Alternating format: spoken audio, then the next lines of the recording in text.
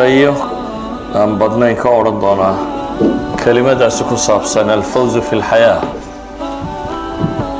fawz, success, guul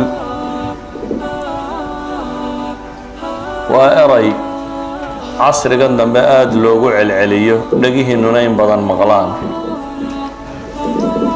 ama dhaqaalaha laga warramayo, ama cayaaraha laga warramayo, ama wax kale laho cid baa guulaysatay baa in badan maqashaa. su-aasha aan rabo inaynu isweydiinna waxa weeyaan, goormuu qofka bini aadamkaa la odhan karaa wuu guulaystay? guushase maxaa lagu qiyaasaa? muxuu yahay miqyaaska dhabta ah ee fawska ama se guul successka maxaa lagu qiimeeyaa? haddaynu nidhaahno nolosha ayuu ku guulaystay qofku, noloshu waa intee? ma intan sanawaadkan adduunka la joogayaa, mise waa aakhiro marka lagu daro noloshu qofku noolaanayo o dhan? ma lagu qiyaasi karaa guusha maalka iyo mansabka iyo magaca iyo maamuuska uu qofku helo? kelimada fawz fi luga waxay dhahdaan waa najaatun min marhuub wa taxsiinun limarhuub bay dhahdeen. waa waxaad ka cabsanayso ka nabadgeshid iyo waxaad raadacaynayso oo aada heshid. aw aldafaru bilkhayr maca xusuuli salaama bay dhahdaan. waa inaad wax hesho wixii khayrka ee wanaaggaad raadinaysay, dhibtana ka nabadgeshid. idan qofka bini aadamka ahi gools tiro badan buu leeyahay, ama ahdaaf tiro badan. mar kasta uu hadaf xaqiijiyaba waxa la yidhaha wuu guulaystay. ardayga hadafkiisa koowaad waxa weeyaan inuu iskuulka dhameeyo ama jaamacadda dhameeyo.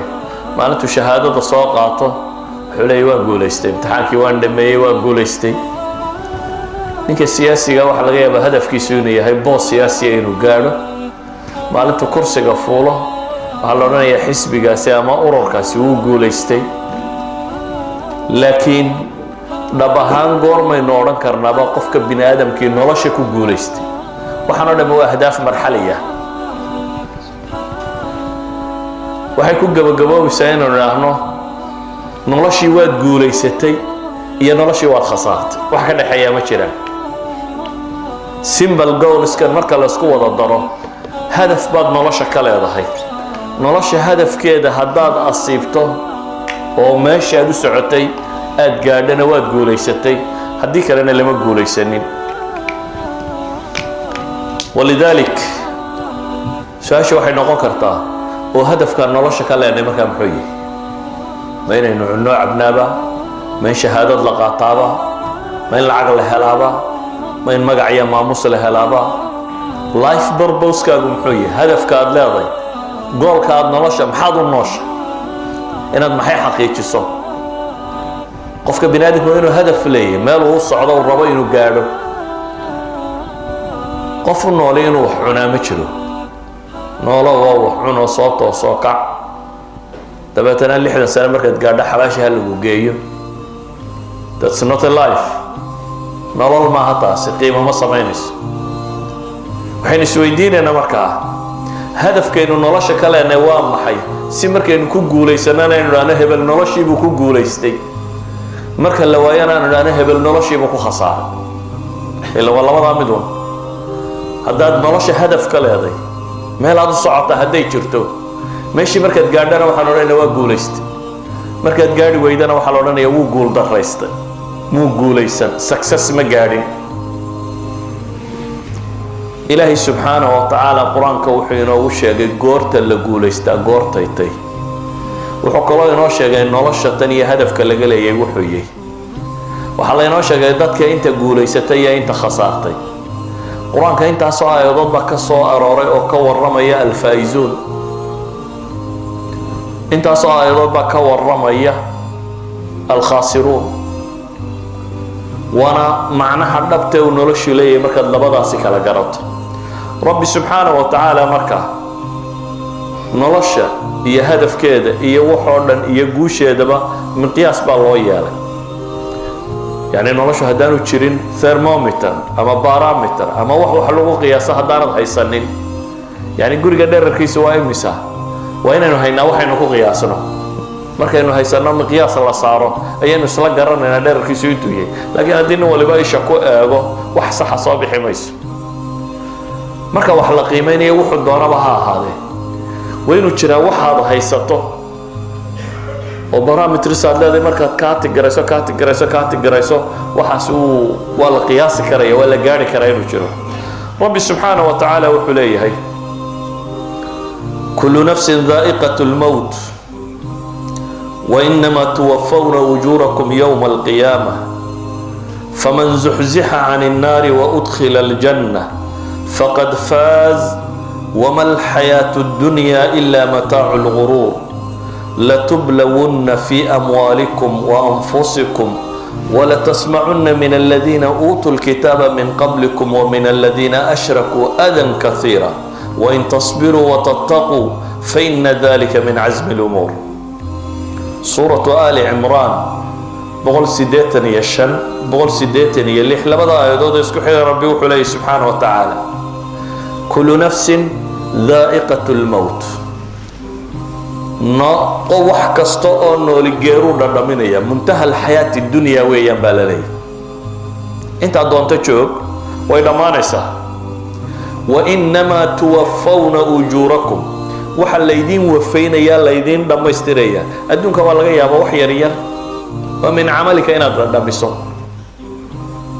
سواء كانت positive iyo negative kay doonaysa ha noqoto.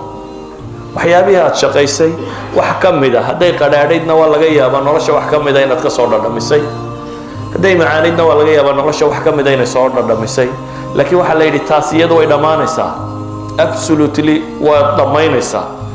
laakiin waxa lagu dhamaystirayaa baa la yidhi camalkoo dhan wixii aad qabatoo dhan abaalmarkiisa waxaad wada helaysaa. inamaa tuwafaw wafaa baa lagu isticmaalay. waxaa laydiin oofinaya laydiin dhammaystiraya ujuurakum yowma alqiyaama baa ilaahay yidhi maalinta qiyaame. alxayaati lukhra xayaati lukhra aakhire markaynu gaadhno nin walba shahaadadiisa la siinaya. qalin jabintaadii adduunka intaad joogtay imtixaan baad saxaysay, papers baa lagu dhiibay. waxa laaliya waxaad adduunka ku haysoo dhan side-ku doona ha ahaado. haddaad madax ahayd waraaqaad buuxinaysay, haddaad lacag haysatay waraaqaad buuxinaysay, haddaad faqiir ahayd waraaqaad nolosha dhammaanteed imtixaan bay ahayd aad ku jirtay. imtixaankaagaasi resultkiisii jawaabtiisii waxaad helaysaa baa lagu yidhi maalintaad qiyaamahaysa soo taagto ayaa lagu dhiibayaa jawaabtii imtixaanka. سادرادت بإلهي وحولي فمن زحزح عن النار وأدخل الجنة فقد فاز. نك قول يقول استوى كانوا من ربيري نار نكي لقى رفته زحزح نك النار تهف لقى صوصية لقى إلالية لقى تركية. وأدخل الجنة جنة لقيه كاسب إلهي لي فقد فاز. مقياس الفوز مكاوكا قول موقفك قول استي wuxuu guulaystay markuu naar ka badbaado ee janno galo ayaa rabbi tilmaamaya. ama adduunka intaad joogteen waxaad guula ku sheegayseen oo dhami wama alxayaatu dunya ilaa mataacu lguruur baa ilaahay ku xigsiiyey. nolosha adduunyo waxaad bidhbidhka lagu kadsoomo. nolosha adduunyo gebigeeduba bidhbidh lagu kadsoomo bay ahayd baa ilaahay leeyahay subxaana wa tacaala. aayadda ku xigtaa ilaahay markaa wuxuu yidhi waan idin imtixaamaya. xoolaha nafta ayaa idinku itixaamaya, gaaladaa la idinku itixaamaya iyo ahlu kitaabka iyo waxa la mid ah war badan iyo mushrikiintaba adan kathiiran baa ka maqli doontaan baa ilaahay yidhi. wax badan oo idin dhiba adyad badan baa nimankaa ka maqli doontaan baa ilaahay yidhi. wain tasbiruu watataquu sabarkii taqwada loo baahnaa haddaad la timaadaan waa casmi lumuur baa lagu tilmaamay.